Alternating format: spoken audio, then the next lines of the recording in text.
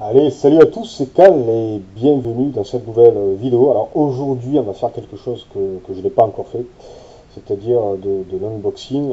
Et là, aujourd'hui, on est avec le dernier né de chez Reebok, l'Ankylosaurus, qui vient d'arriver chez moi il n'y a même pas 5 minutes. Donc c'est tout chaud, c'est tout frais. Bon, bah, écoutez, on va passer directement aux choses sérieuses. Voilà, je vous le papier.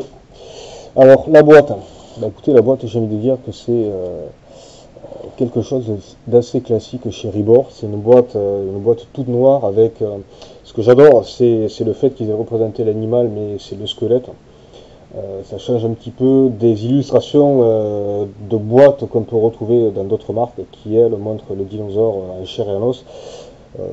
Donc là, ils ont pris le parti pris de ne montrer que le squelette et le reste de la bête, c'est-à-dire la peau et les muscles en blanc, quoi. L'apparence générale de l'animal en blanc et le squelette en noir, je trouve que c'est plutôt bien. La boîte est d'un noir mat, le logo Reebok ici. Donc Ankylosaurus magniventris Warpig Mountain, scale 1/35e. Bon, sur le côté de la boîte, il n'y a rien. Sur le dessous, il n'y a rien non plus. Par contre, derrière, voilà, c'est classique des boîtes Reebok, c'est-à-dire qu'on a un récapitulatif de ce qu'ils ont sorti en termes de dinosaures. Après, ils ne font pas que du dinosaure comme ça, conventionnel. Il y a des choses un peu plus originales, on va dire. Mais là, ils se concentrent sur les différents dinosaures qu'ils ont sortis de la gamme. Donc, Reebok 2018, hein, voilà. Écoutez, on va passer à l'ouverture. Alors, ouverture, il n'y a pas de scotch, c'est parfait, ça m'évitera d'aller chercher le... Alors, c'est jamais simple parce que c'est super bien emballé et j'ai pas envie de... Voilà, c'est toujours quand ah, ça vient. Hop. Alors, comment se présente la boîte? Bah, écoutez, la boîte, c'est un emballage... c'est du plastique, c'est une espèce de mousse un petit peu rigide. Alors, on va enlever le dessus. Voilà, donc je vais mettre plutôt comme ça pour vous montrer. Quand on enlève le dessus, voilà, on tombe sur une petite fiche explicative. Bon, tout est en anglais forcément, puisque Reebok est quand même une marque britannique. Mais bon, c'est quand même sympa d'avoir. En fait, c'est à peu près, on va dire, c'est à peu près le format d'une carte postale, quoi. Donc c'est plutôt intéressant, quoi. Pour ceux qui veulent avoir des informations, et là, ben, on a la bête directement qui arrive. Vous voyez comment c'est présenté. Donc ça a été, la mousse a été taillée aux dimensions à peu près de la bête. Et donc on va passer à l'ouverture, à l'extraction plutôt de la bête. Waouh, la vache. Bon, j'avais vu la revue, très honnêtement c'est une tuerie, parce que tuerie dans le sens où honnêtement je pensais que c'était beaucoup plus petit. Alors comme vous pouvez le voir, ça arrive en deux parties, hein. Donc là il y a l'animal, mais la queue, voilà, la queue est au fond, voilà, au fond de la boîte, comme ça je vais là. Et ici on a la queue. Alors je vais enlever la queue de son plastique et l'ankylosaure aussi.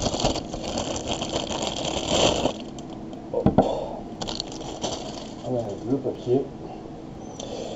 Donc la queue, comment ça marche? Ben, écoutez, la queue, là vous avez un trou au niveau d'ankylosaure et voilà, ben, il n'y a plus qu'à l'enfoncer et elle a clipsé.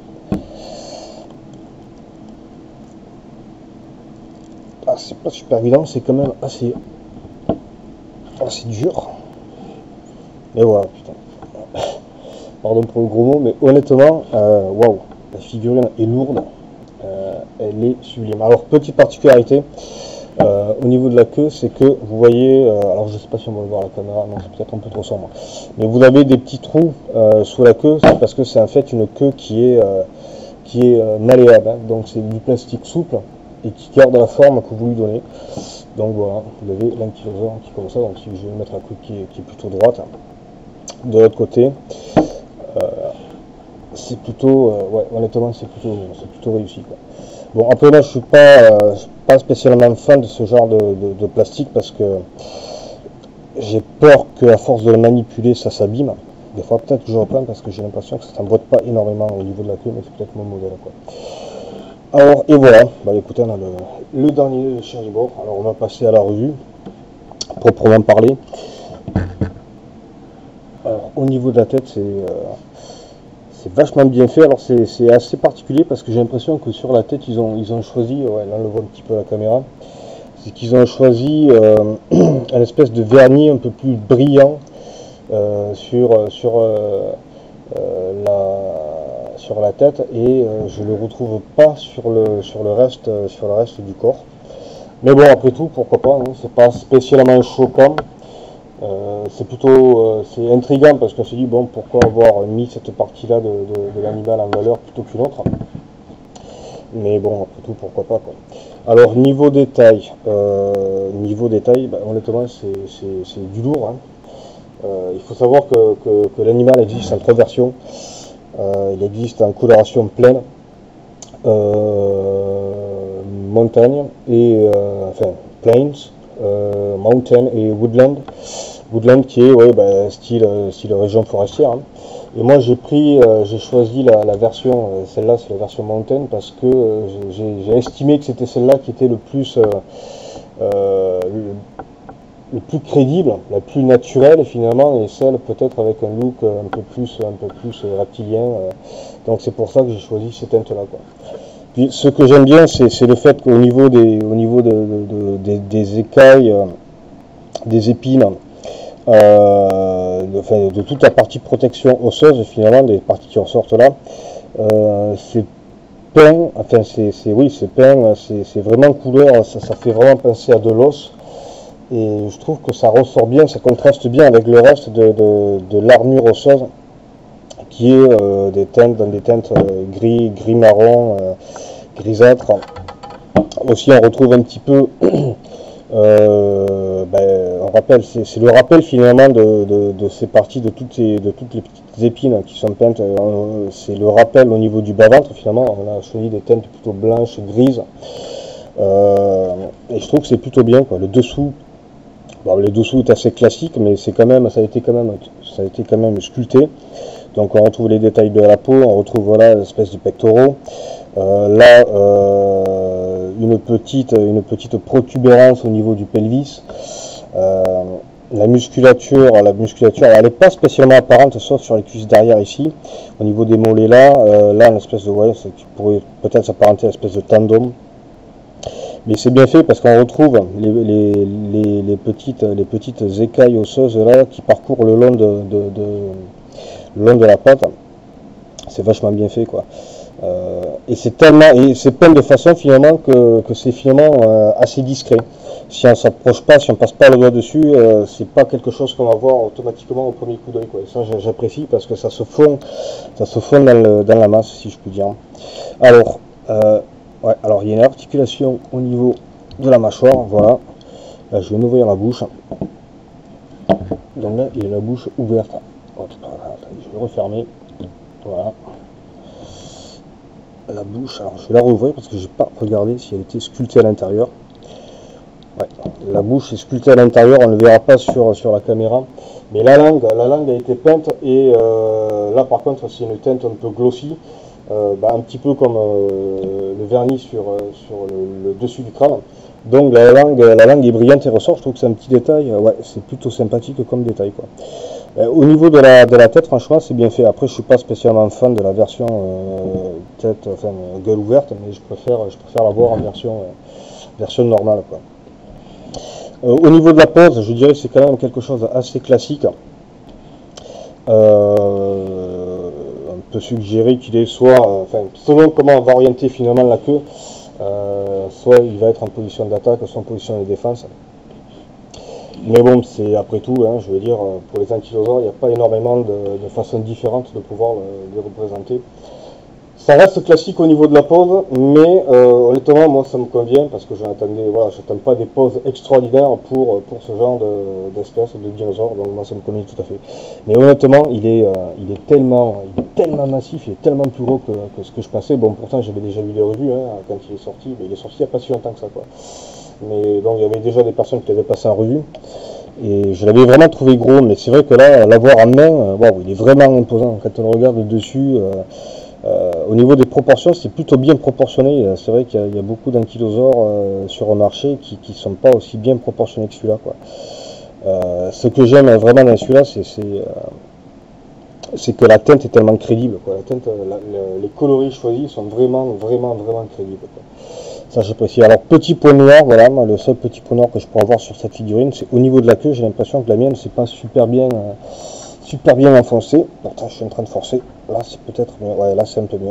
J'avais peut-être, ouais, voilà, j'avais pas assez enfoncé. Bon, après il faut savoir une chose, hein, c'est que sur les figurines qui sont en plusieurs parties, là on ne le voit pas sur la caméra. Là aussi on le verra mieux ici. C'est que sur toutes les figurines qui sont en plusieurs parties, vous pouvez faire ce que vous voulez. De toute façon, si on regarde en détail, voilà, il y aura toujours des traces au niveau des jointures parce que ça ne va pas parfaitement coller. Donc c'est l'aléa des figurines qui sont en plusieurs parties. Mais bon, je veux dire, après, pour critiquer la figurine, rien que sur ce point-là, il faudrait être difficile, quoi. Alors au niveau de la queue, au niveau de la masse de la queue, ouais, c'est plutôt bien fait. Le dessous est peint, mais c'est un peu plus clair, il me semble, que la partie de dessus. Donc, bah, écoutez, voilà. Hein. Là, je vais le remettre en position de façon rigide et rectiligne, donc droite. Écoutez, on va passer aux mesures de la bête. Alors, je vais mesurer au niveau de la queue, forcément, pour que ça soit un peu plus crédible. Donc, au niveau de la queue, la partie la plus haute, on est à 11,5. Et en longueur, si tu veux bien tenir en place, ça m'arrangerait. Voilà, c'est toujours pareil, c'est quand tu... Voilà. Et au niveau de la queue, au niveau de la longueur, on est à 29 cm, donc quasiment 30 cm. C'est une belle, ouais, c'est franchement une belle bête. Alors, j'ai d'autres figurines Reborn que je n'ai pas encore passé en revue sur la chaîne, donc je ne vais pas le comparer avec une figurine Reborn, parce que vous savez que j'aime comparer les figurines, j'aime comparer les figurines d'une même marque et pas faire des mix and match, enfin, voilà, des mix-up de figurines. Mais là, je vais quand même, forcément, la comparer avec une figurine que j'ai déjà passée en revue sur la chaîne, et je vais la comparer avec l'Ankylosaur de chez Papo. Comme vous pouvez le voir, voilà, il n'y a pas photo. L'Ankylosaur de Papo au premier plan et l'Ankylosaur de Reborn derrière, il est carrément plus grand, il est beaucoup plus imposant. Alors on va le regarder, je vais essayer de le mettre comme ça. Voilà, ça c'est celui de Reborn. Non, celui de Papo, parce que je dis moi. Et celui de Reborn, donc vous pouvez voir la comparaison au niveau de la taille, c'est vraiment plus grand. De face, c'est voilà. Alors, de ce côté, c'est vrai que c'est pas évident parce que j'ai pas la caméra qui est à côté de l'ordinateur, donc pour regarder ce que je fais, c'est pas super pratique. Voilà, donc vous pouvez voir là celui de Papo et là celui de Reborn. Honnêtement, bon, alors on est dans deux styles, j'ai envie de dire, de réalisme. Celui de Papo est réaliste, ça c'est sûr, parce qu'il y a un niveau de détail qui est quand même assez hallucinant chez Papo, même sur des figurines aussi petites que ça. Ils arrivent à faire des trucs assez miraculeux, quoi. Et celle de Reborn, elle est, alors je sais pas, parce qu'elle est super naturelle. Moi, il me semble que celle de Reborn est beaucoup plus naturelle. Et c'est pas réellement qu'une question de gabarit, j'ai envie de dire, parce que je trouve que, par exemple, quand on le regarde dessus, voilà, encore une fois, comme je l'ai montré tout à l'heure, quand je regarde celle de Papo est bien au niveau des détails, c'est sûr, mais je trouve que l'animal n'est pas super bien proportionné, il n'est pas assez large au niveau des hanches derrière, alors que la version de Reborn est beaucoup plus large au niveau des plaques osseuses sur le dos, et c'est en ça que c'est plus réaliste, parce que bon, pour avoir vu plusieurs ankylosaures dans différents musées, je peux vous dire que c'était une bête, quand on regarde dessus, quand on regarde la carapace osseuse, c'est vraiment impressionnant. Il faut savoir que l'ankylosaure faisait 5 mètres de large quand même, hein. C'est pas pour rien qu'on l'appelait le tank du Crétacé, quoi. C'était vraiment une bête impressionnante.